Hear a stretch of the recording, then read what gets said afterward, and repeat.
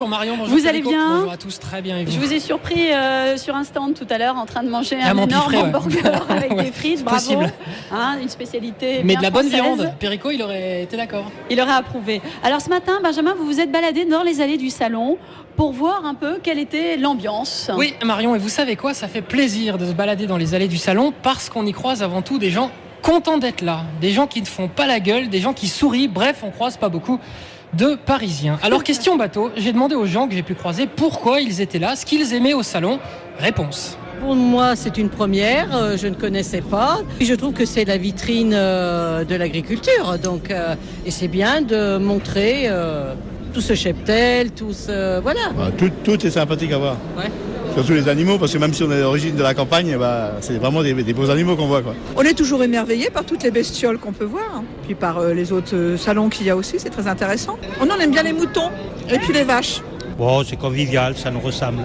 C'est convivial, ça nous ressemble. En revanche, dès que vous parlez avec ces mêmes personnes, non plus des vaches ou des moutons, mais des politiques qui défilent ici, comment dire ? C'est un peu moins convivial, justement.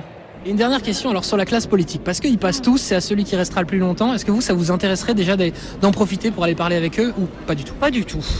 Aucun. Non. On aime bien les moutons et puis les vaches. Et les politiques qui passent, non ? Les quoi? Les hommes politiques. Ah non, pas du tout. Non, justement, on a évité là le salon numéro... Où c'est qu'il y a Valls, là?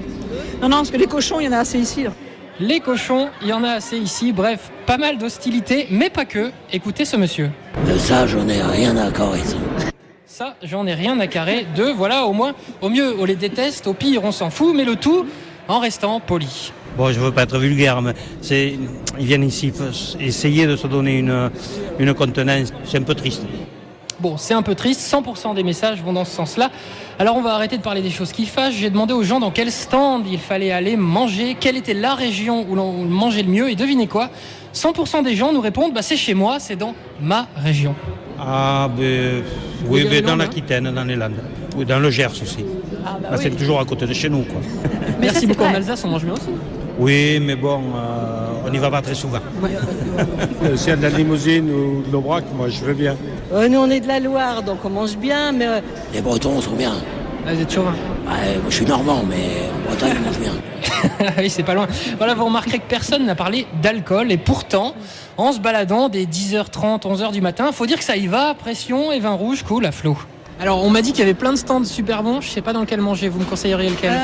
Nous, on va là où c'est qu'il y a le vin. Voilà, deux visiteuses sans langue de bois, on mange où il y a du pinard, Perico. C'est ça, non, l'art de vivre à la française, c'est-à-dire des belles bêtes, de la bonne bouffe, du pinard et le tout en insultant les politiques.